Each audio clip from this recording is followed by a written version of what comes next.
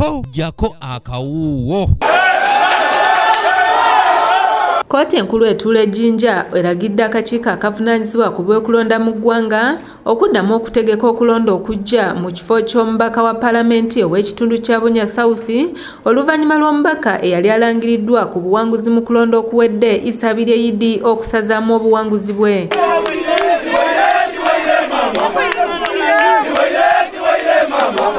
Eyali omubaka wa Paalamenti ow'ekitundu kino mu Paalamenti ey'e10 Honorable Robert Ntende munnakibiina ki NRM yaddukira mu kkooti oluvannyuma lw'okulonda nga wakanya obuwanguzi bwa Isabire nga kigambibwa nti ono amannya ge yakozesa okwesimbawo si matuufu ssaako okwenyigira mu mivuyo egyali mu kulonda okwali mu kitundu kino.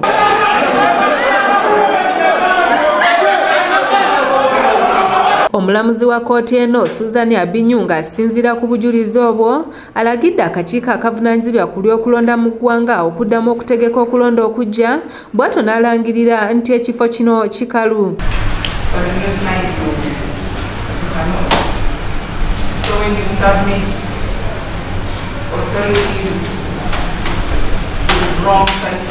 Yombaka Isabire Idi oluvannyuma ategeezezza nga bw'agenda okujulira era ng'ono avugumizza abawagizi be nti ensolo ku kizigo kweri.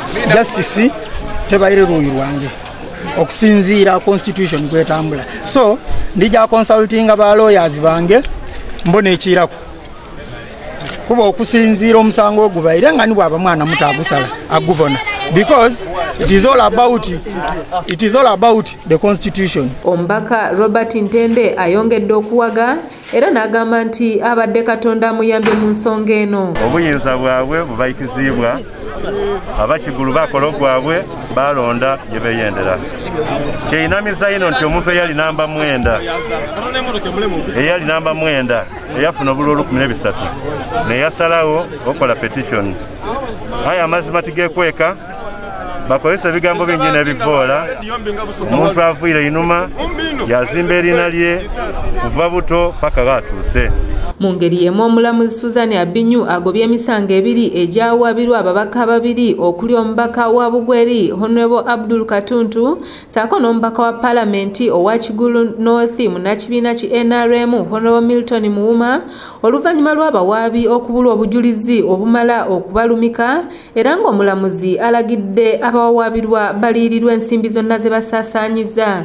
Twenda kwebaza Katonda nti ensonga tetwaleeta mu kkooti ey'eidinda omulamuzi Susan Abinyu adikiriza era okulonda okw'omubaka abaireeyo nga yabita mu kwiba yabita mu result senkyamu. Omulamuzi bw'atagire mu maiso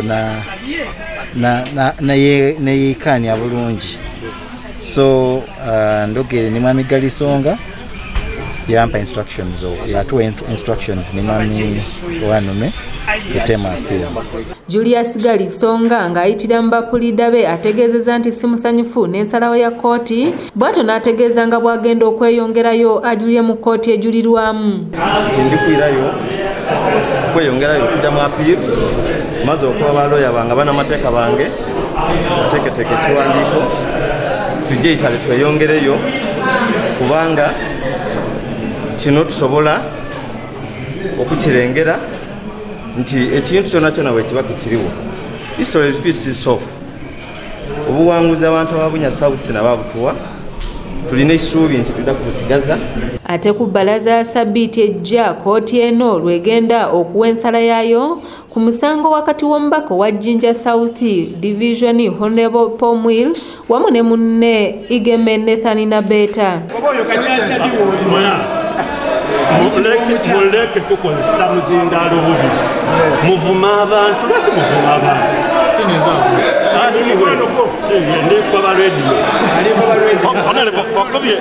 Kanyike Kevinzi yakusakidde eggulire lino ku lwa ABS Television.